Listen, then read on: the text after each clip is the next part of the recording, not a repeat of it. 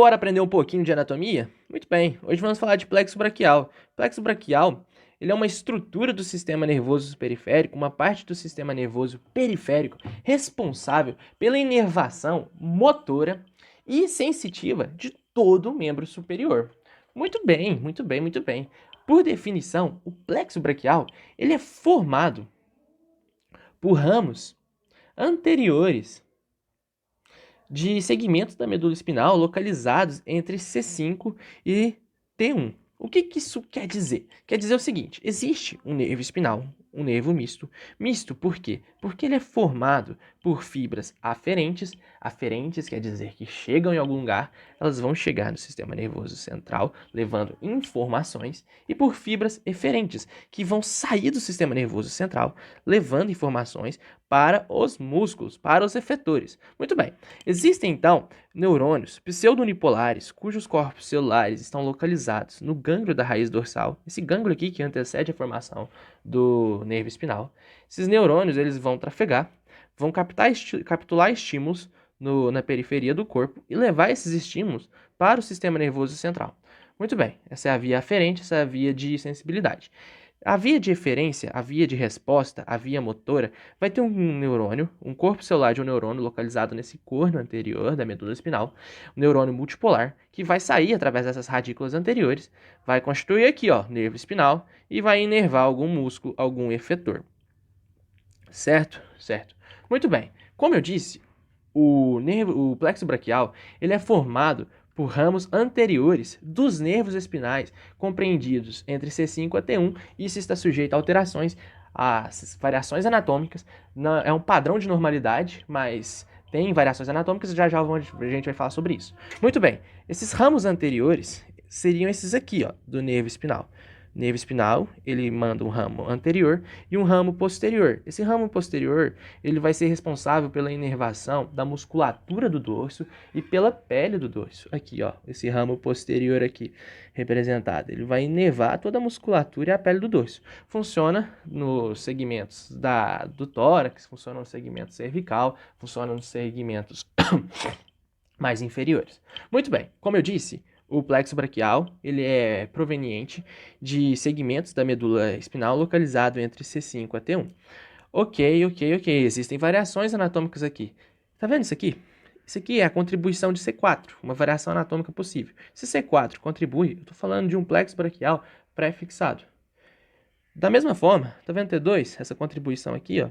Fibras de T2, do segmento de T2 da medula espinal, vão integrar esse plexo braquial, certo? Se essas fibras integram esse plexo braquial, se há essa união, se há essa comunicação de T2 com o plexo braquial, eu vou falar de um plexo braquial pós-fixado. São duas variações anatômicas possíveis nessas circunstâncias. Muito bem, muito bem, muito bem. Olha aqui, ó, o gânglio da raiz dorsal, o gânglio da raiz dorsal aqui, ó. Por que não quer sair a cor? Tem que esperar carregar. Filho, meu tempo, vamos, tem 10 minutos. Aqui, ó, o gânglio da raiz dorsal ali, gânglio da raiz dorsal aqui. Então essa aqui é a radícula anterior, que vai ter neurônios somente eferentes, somente motores. E essa aqui é a radícula posterior, com seu gânglio, que vai ter neurônios aferentes sensitivos. Formou um nervo espinal, então logo ele é formado, eu já vou ter esses ramos posteriores que vai inervar a pele e a musculatura do pescoço e do dorso superiormente, certo? Ok. O plexo braquial, ele pode ser organizado em algumas partes básicas, que vão ser abordadas agora. Mas observa aqui antes, plexo, do latim, quer dizer entrelaçamento. Existem 4 plexos no corpo humano: plexo cervical, plexo braquial, plexo lombar e plexo sacral. Eles vão inervar, de preferência, os membros e também a região aqui cervical, né? Olha só como esses dermátomos estão um pouquinho desorganizados. Isso é em decorrência dessa fusão de segmentos da medula espinal para formar os diferentes nervos. Olha os nervos intercostais, como eles são paralelos e não se comunicam entre si. Isso implica na organização dos dermátomos, da parede do tórax e do tronco, em um aspecto paralelo, um aspecto não tão bagunçado. Mas vamos lá, plexo braquial, aula sobre plexo braquial, 10 minutos. O plexo braquial, como eu disse, ele é formado pelos ramos anteriores dos nervos espinais. Ramo anterior de C5, ramo anterior de C6. Eu disse que eles se organizam, então esses aqui são os ramos anteriores, ramos anteriores, ramos anteriores, ramos anteriores. De C5, de C6, de C7, de C8 e de T1. Esses ramos, eles vão se anastomosar, vão fazer uniões, vão entrelaçar para dar origem a troncos. Troncos. Então eu vou ter ramos anteriores dos nervos espinais e vou ter troncos. Os troncos vão se separar e vão dar origem a divisões. Já já a gente fala sobre isso. Vamos só construir um raciocínio na nossa mente. E as divisões vão dar origem, após fusões, a fascículos. Esses fascículos, eles recebem nome de acordo com a sua posição em relação à artéria axilar. Daqui a pouco a gente fala mais da sintopia, da relação do plexo braquial com as estruturas associadas. Mas vamos lá. Olha aqui o que está acontecendo. C5 e C6 estão se unindo para formar o tronco superior. C7 não se une a ninguém, o ramo anterior do nervo espinal C7 não se une a ninguém e forma o tronco médio. C8 e T1 são 8 pares de nervos cervicais, viu, gente? C8 a T1 vão se unir para formar o tronco inferior. Desses troncos e desses ramos aqui vão ter alguns nervos saindo que já já eu te mostro, mas antes vamos prestar atenção no plexo braquial propriamente dito. Olha só, o tronco superior, ele vai dar origem a duas divisões. Lembra que eu falei das divisões? Vai dar origem a uma divisão anterior e a uma divisão posterior. Da mesma forma, o tronco médio vai dar origem a uma divisão anterior e a uma divisão posterior. Da mesma forma, o tronco inferior vai dar origem a uma divisão posterior e a uma anterior. Essas divisões, ao gerar essas três divisões posteriores, vão se unir para formar um fascículo. Fascículo posterior. Esse fascículo posterior ele se situa posteriormente à artéria axilar. Então é por isso que ele se chama fascículo posterior. Sim, é por isso. E ele vai dar origem, ele vai inervar, na verdade, toda a musculatura posterior do membro superior. Aqueles músculos lá do antebraço, posterior do antebraço, músculos do posterior do braço, tríceps, eles são inervados por derivados desse fascículo posterior. Olha aqui quem que ele origina. Ele origina o nervo axilar e o nervo radial. O nervo axilar vai ser responsável pela inervação do deltoide, né? E do redondo menor ou maior, tem que lembrar agora. Vocês consultem aí. E o nervo radial, que vai inervar o tríceps, vai inervar toda aquela musculatura do compartimento posterior do antebraço. Então, esse fascículo posterior já se originou aqui, já assinalou que ele vai inervar coisas posteriores. Muito bem. A união das divisões anteriores do tronco superior e do tronco médio vai dar origem ao fascículo lateral, porque ele se situa lateralmente à artéria axilar. E a divisão anterior solitária do tronco inferior vai dar origem ao fascículo medial. Fascículo medial vai originar lá na frente o nervo ulnar. Nervo ulnar é medial, então a gente já pode colocar isso. E também o nervo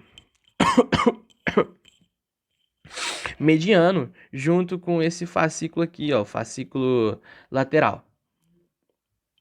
8 minutos já.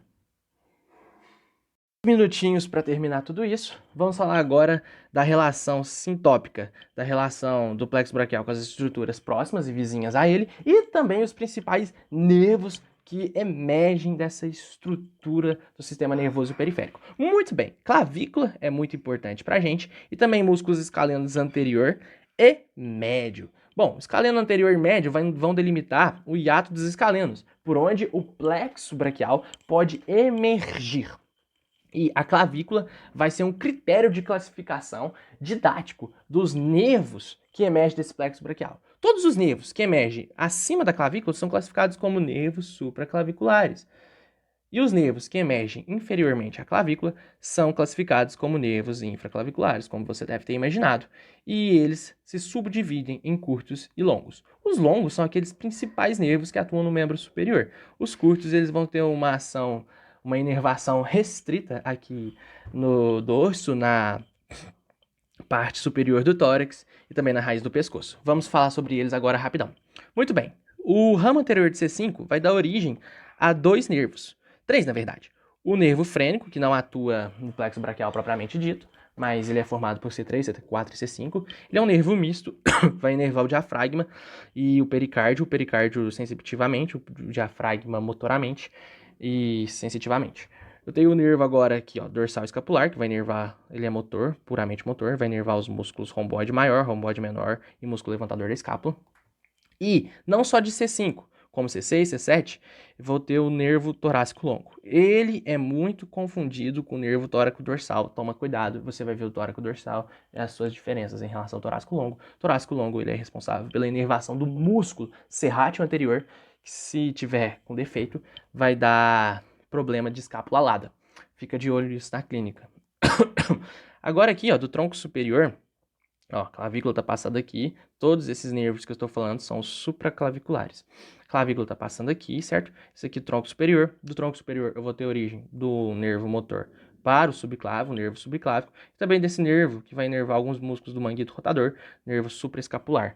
Ele é também só motor. Muito bem.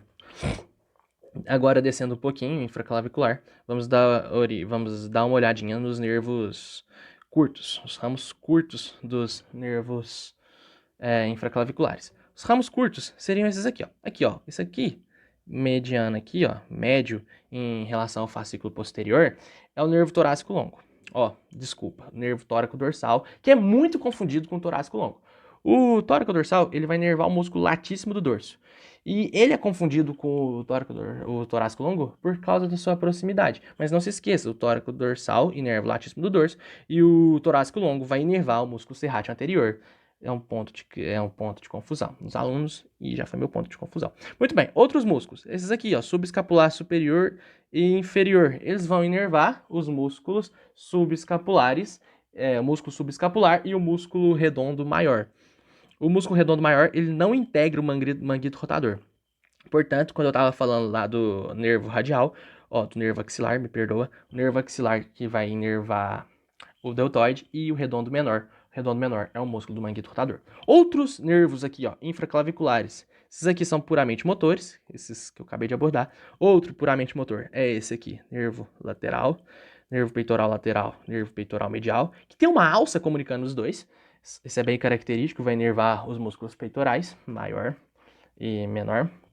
E por fim, os dois músculos, os dois nervos aqui, que têm critérios de sensibilidade, são fibras aferentes, vão inervar região cutânea medial do braço e região cutânea medial do antebraço. São os nervos, então, cutâneo medial do braço e nervo cutâneo medial do antebraço. Ó, fica de olho aí, ó. Nervo cutâneo medial do antebraço, nervo cutâneo medial do braço. Agora, por fim, os últimos nervos, que seriam aqueles ramos longos da parte infraclavicular do plexo braquial, seria o nervo axilar, o nervo axilar radial, que é proveniente do fascículo posterior, o nervo mediano, que ele é formado pela união tanto do fascículo lateral quanto do fascículo medial. O fascículo medial vai dar origem ao nervo ulnar, o nervo músculo cutâneo, que vai inervar o bíceps braquial, é um músculo muito importante, muito falado no corpo humano, principalmente nas academias, vai ser originado do fascículo lateral. Então, o fascículo lateral origina o músculo cutâneo mediano, o fascículo posterior, radial e axilar, e o fascículo medial vai originar também o mediano e o ulnar. Lembrando que medial, lateral e posterior é uma situação em relação à artéria axilar. Bom, esse é o plexo braquial e é nóis.